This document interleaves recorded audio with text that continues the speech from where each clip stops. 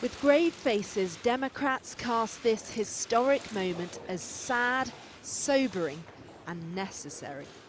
On this solemn day, I recall that the first order of business for members of Congress is the solemn act to take an oath to protect and defend the Constitution of the United States. I will begin by swearing you in.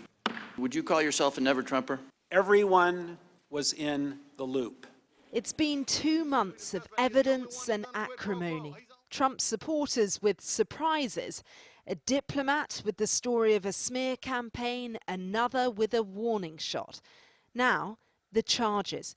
2 articles of impeachment against Donald Trump, abuse of power and obstruction of Congress. It is an impeachable offense for the president to exercise the powers of his public office to obtain an improper personal benefit while ignoring or injuring the national interest. That is exactly what President Trump did when he solicited and pressured Ukraine to interfere in our 2020 presidential election. It's not just how he dealt with Ukraine's president that's in question, but how he handled the aftermath.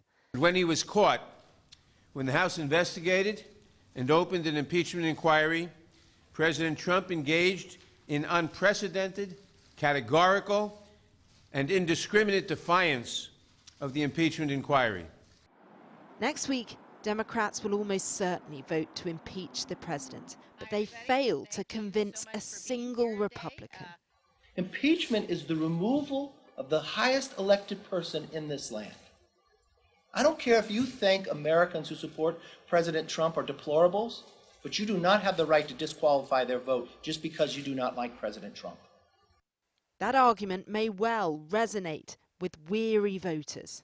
Donald Trump is telling America this is about politics, not principle, driven by an elite desperate to usurp him from the start. And it is certainly a process born and bred in Washington.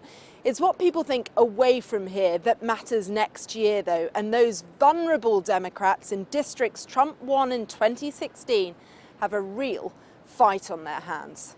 Mr. Trump has his eyes on the Senate, a trial he can help choreograph and win, and a man determined to have the final word.